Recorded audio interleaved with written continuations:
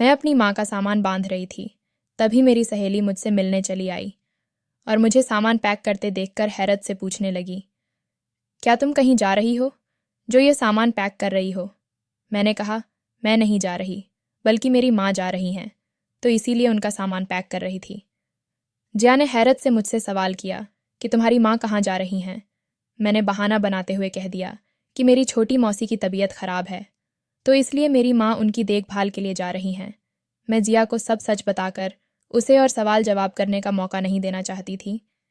इस कहानी का सारा क्रेडिट कहानी विथ माही को जाता है, इसलिए इस कहानी को कॉपी ना करें, वरना स्ट्राइक आ जाएगी। इसलिए मैंने झूठ बोलने में ही भलाई समझी। अब मैं उसे क्या बताती कि मेरी माँ एक तंत्रिक बाबा के पास जा रही हैं। उस बाबा ने मेरी माँ को 30 दिन का एक मंत्र बताया है। उस मंत्र को मेरी माँ को 30 दिन तक करना पड़ेगा।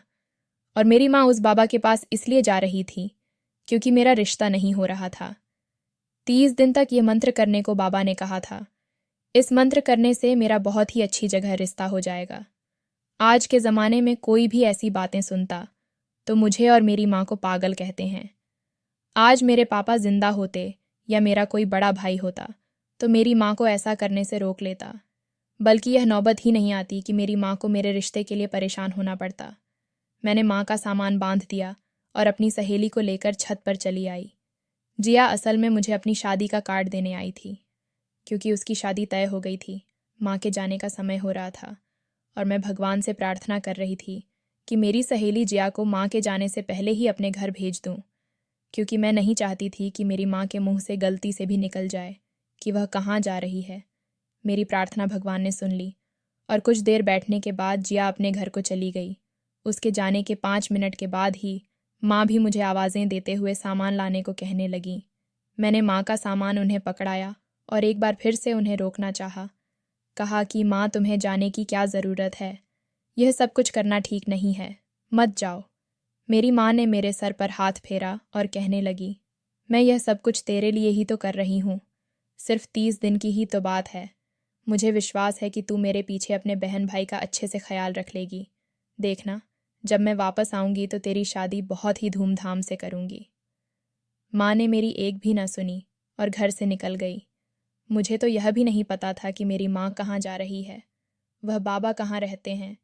मेरी माँ को पूरे 30 दिन तक बाबा के आश्रम में ही रहना था। मैं तो यह भी नहीं जानती थी कि वह आश्रम इसी शहर में है या फिर कहीं दूसरी जगह पर। माँ से तो मैंने पूछने की कोशिश भी की थी और कहा भी था कि जहाँ जगह जा रही हो वहाँ का पता दे दो, लेकिन माँ ने साफ मना कर दिया और कहा था कि मैं बहुत ही गुप्त रूप से यह काम करने जा रही हूँ और अब अपना काम करके ही वापस लौट कर आऊँगी। इसलिए मैं नहीं चाहती कि मेरे और तुम्हारे बीच में किसी भी तरह का कोई बातचीत हो। मैं इन 30 दिनों तक किसी से बात नहीं कर सकती। मेरी माँ मुझे समझाकर चली गई, तो मैंने दरवाज़ा बंद किया और मैंने अपनी सहेली की शादी का कार्ड खोल कर देखा। अगर अपनी माँ के सामने ही वह कार्ड देख लेती तो मेरी माँ को और भी ज़्यादा अफसोस होता कि उनकी बेटी की उम्र 25 साल की हो गई है और वह अभी तक कुंवारी है। हम 3 बहन भाई थे, मैं सबसे बड़ी थी। मुझसे छोटी एक बहन और थी और सबसे छोटा भाई था। सबसे बड़े होने के वजह से मेरी माँ से मेरा बहुत ही गहरा रिश्ता बन गया था। मेरी माँ मुझसे बहुत प्यार करती थी।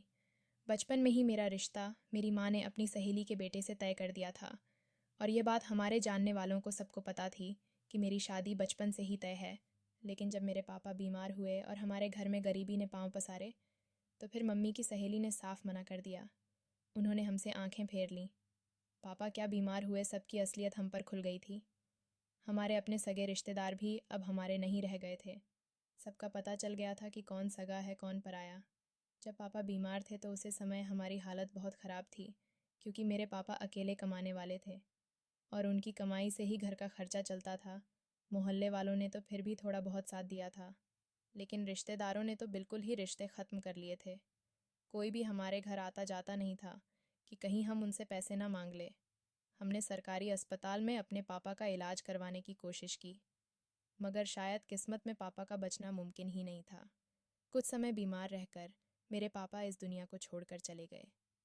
पापा के मरने के बाद भी मेरी माँ को उम्मीद जागी थी कि शायद उनकी सहेली उनके घर के हालात पर तरस खाकर अपने बेटे से उनकी बेटी की शादी कर लेंगे लेकिन मम्मी की सहेली ने तो पहले ही मन बना लिया था। उन्होंने अपने बेटे की दूसरी जगह बात पक्की कर ली। उस समय मेरी उम्र 22 साल थी। मम्मी की सहेली ने मेरे बारे में बहुत ही गलत अफवाह फैला दी थी, ताकि लोग उन्हें दोषी ना ठहराए कि बुरा वक्त आया तो रिश्ता तोड़ दिया। इससे यह हुआ कि मेरे रिश्ते बहुत कम आने लगे थे। जो भी आते वह मना कर जाते थे। इस सब से मेरी माँ बहुत परेशान हो गई थी। अब घर का खर्चा चलाने के लिए मेरी माँ दूसरों के घरों में जाकर काम करने लगी थी, और मैंने भी कुछ बच्चे इकट्ठे कर लिए थे और उन्हें घर पर ट्यूशन देना शुरू कर दिया था, जिसकी वजह से हमारे घर की दाल रोटी चलने लगी थी। मगर मेरी माँ को हर वक्त मेरी शादी की चिंता सताए रहती थी।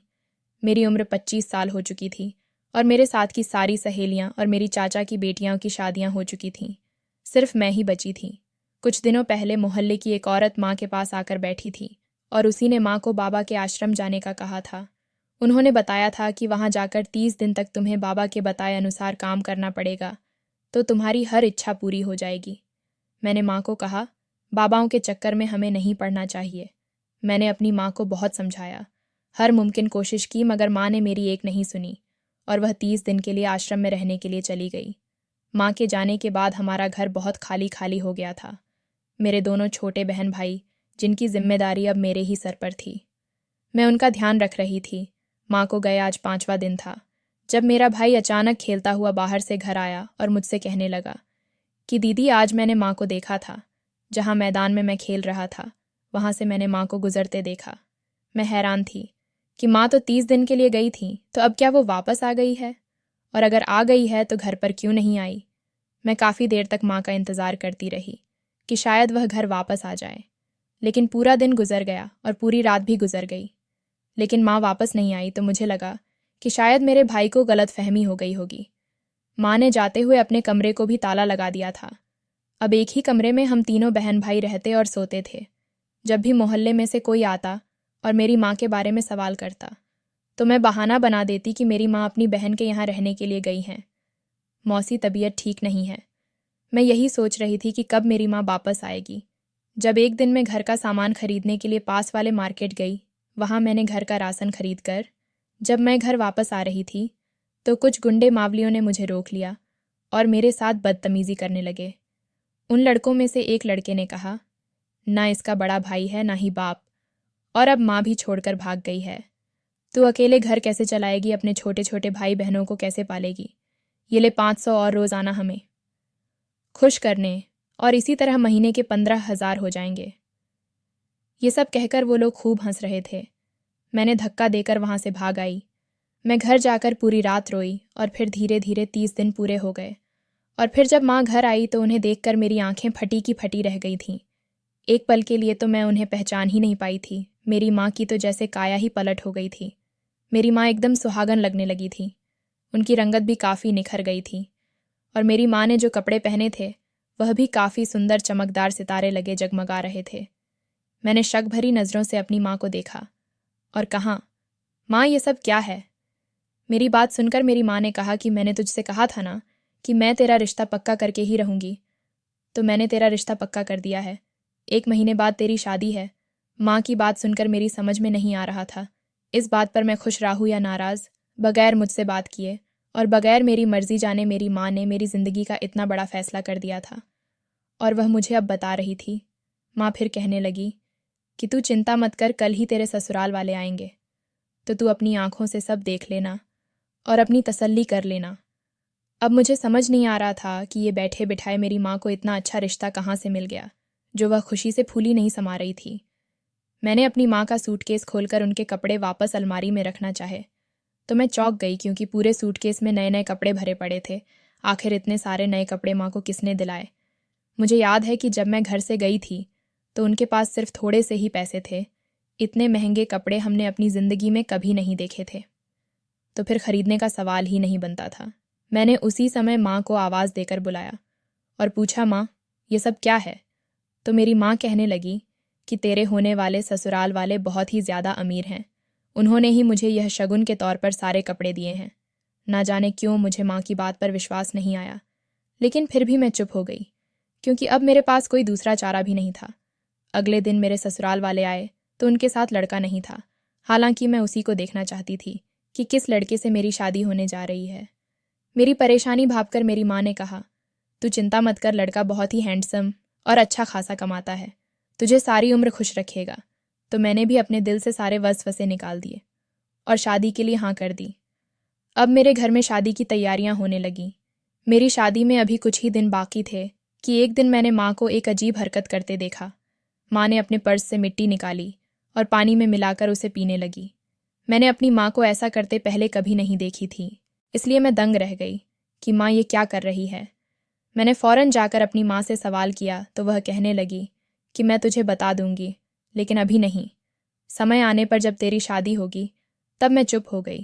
खैर, अब मेरी शादी का दिन भी आ गया। फेरों के समय मैंने अपने होने वाले पति को देखा था।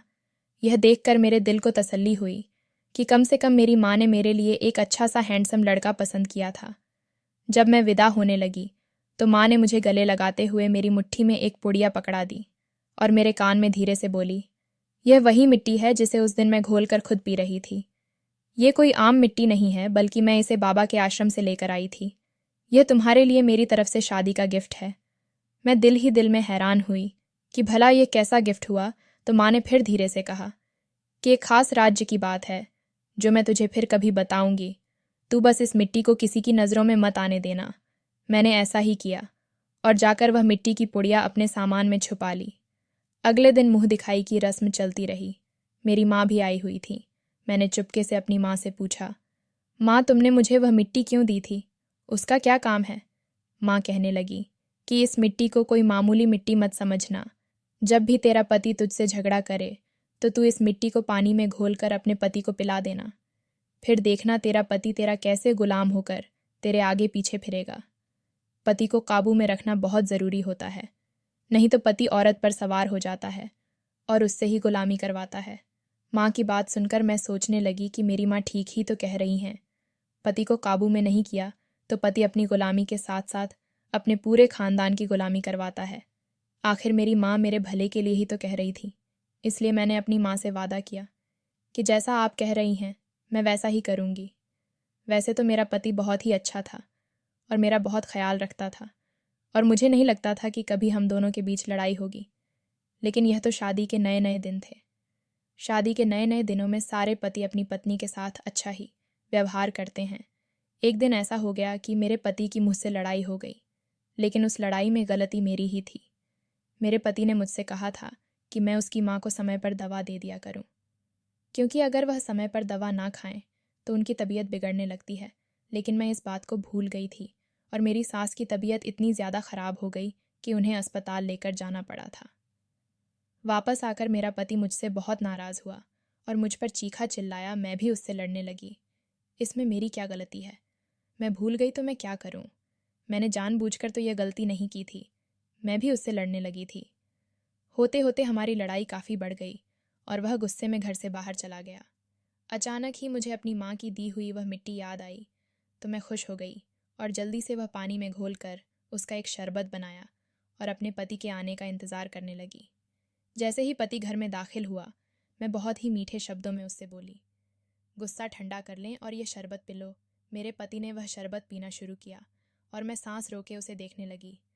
माँ की बातें मेरे दिमाग में आने लगीं और मैंने तो यही सोचा था कि शरबत पीते ही वह मेरे पैरों में बैठकर मुझसे माफ़ी मांगेगा।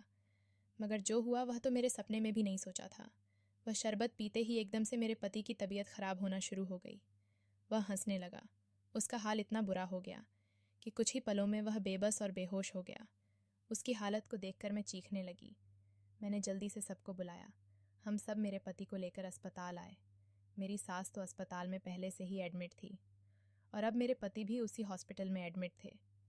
मुझे अपनी माँ पर बहुत गुस्सा आ रहा था, जिसने मुझे किस तरह की मिट्टी दी थी, किसकी वजह से मेरे पति की हालत इतनी ख़राब हो गई।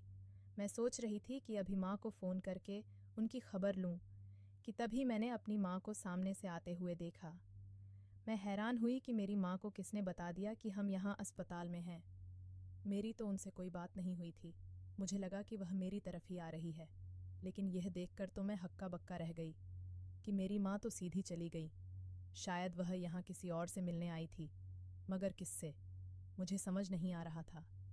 मुझे यह बात जानने की उत्सुकता हुई तो मैं माँ के पीछे भागी कि देख सकूं कि वो किससे मिलने आई थी और यह देखकर मेरे हैरत की हद न रही जब मैंने माँ को अपनी सास के कमरे में जाते देखा। मैंने जब माँ के पीछे जाकर देखा तो मेरी सास के पास बैठी उनसे बातें कर रही थी। हैरत की बात तो यह थी कि माँ को मेरी सास के बारे में किसने बताया, क्योंकि मैंने तो उन्हें कोई खबर नहीं दी। मैं वहीं दरवाजे के बाहर खड़ी होकर अपनी माँ का इंतज़ार करने लगी। जैसे ही वह मेरी सास से बातें करने के बाद बाहर आई तो मुझे सामने देखकर एकदम से घबरा गई थी। मैंने पूछा, माँ तुम यहाँ पर कैसे आई हो? तुम्हें किसने बताया कि मेरी सास बीमार है और यहाँ हॉस्पिटल में है? मेरी बात सुनकर मेरी माँ ने कहा कि मुझे तो तेरे सास ने ही बताया था, तूने तो मुझे खबर देना भी गवारा नहीं किया। अब अगर बेटी की माँ होकर मैं तेरी सास को देखने ना आती तो फिर कल ससुराल में तुझे ही बातें सुननी पड़ती, इसलिए मैं तेरी सास को आज देखने चली आई। मेरी माँ की बात तो ठीक थी, मगर मुझे ये सारा मामला ठीक नहीं लग रहा था। मेरी सास ने भला मेरी माँ को क्यों खबर दी थी? माँ तो घर चली गई और मैं अपने पति के पास आ गई, जिसकी तबीयत अब ठीक थी। डॉक्टर ने कुछ दवाई लिख कर दिया और फिर मैं अपने पति को वापस ले आई। अगले दिन ही मेरे सास डिस्चार्ज होकर घर आ चुकी थी। इस बीच बार बार मेरी माँ मुझे फ़ोन करके कह रही थी कि मैं अपने पति को अपने काबू में रखूं, और जब मैंने अपनी माँ को बताया कि वह मिट्टी पीने से मेरे पति की तबीयत खराब हो गई थी तो माँ कहने लगी कि वह मिट्टी खाने से ऐसा कुछ नहीं हुआ होगा, क्योंकि तेरे सामने ही तो वह मिट्टी वाला पानी मैंने भी तो पिया था।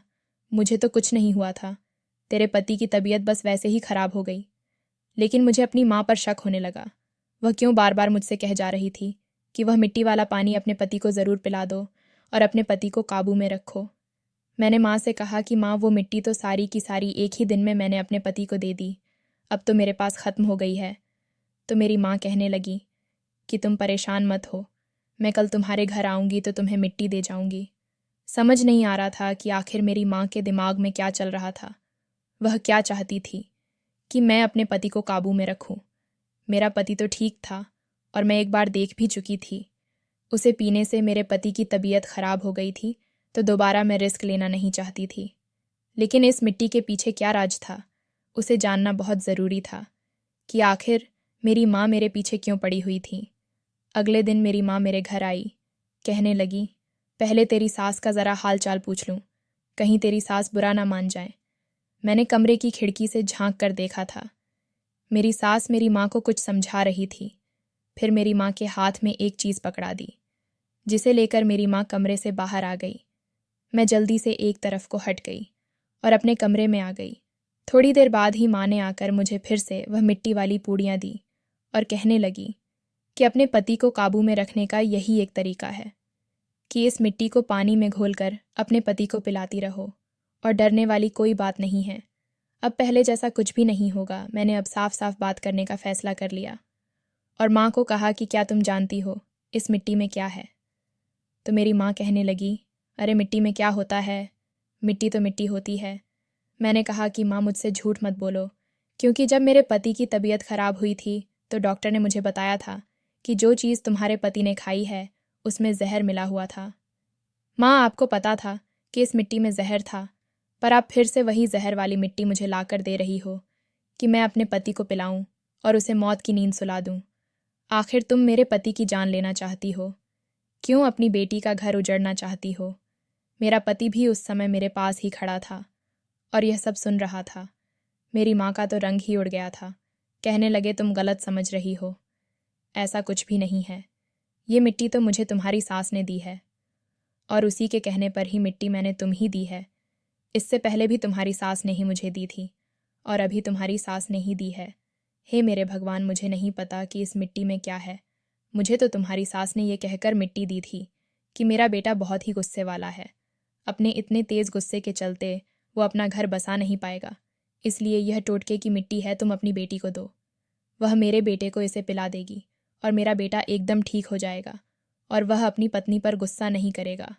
अपनी माँ के मुंह पर यह बात सुनकर मैंने अपनी सास को अपने कमरे में बुलाया और कहा कि आपका सारा राज खुल चुका है कि आपने ही उसे मिट्टी के ज़रिए मेरे पति की जान लेने की कोशिश की है। अभी मैंने खुद अपनी आंखों से देखा था कि आपने ही वह मिट्टी मेरी माँ को दी थी। मेरी सास कुछ नहीं बोल रही थी। फिर मेरी माँ ही बोली, कहने लगी, मैं तो तेरी शादी के लिए 30 दिन के लिए बाबा के आश्रम में रहने के लिए गई थी। वहाँ एक दिन ये औरत भी आई और उसके साथ मेरी अच्छी बातचीत होने लगी। तो मैंने इसे तुम्हारे बारे में बताया कि मेरी बेटी है और मैं उसके रिश्ते के लिए परेशान रहती हूँ और इसीलिए 30 दिन तक बाबा के आश्रम में रहने आई हूँ।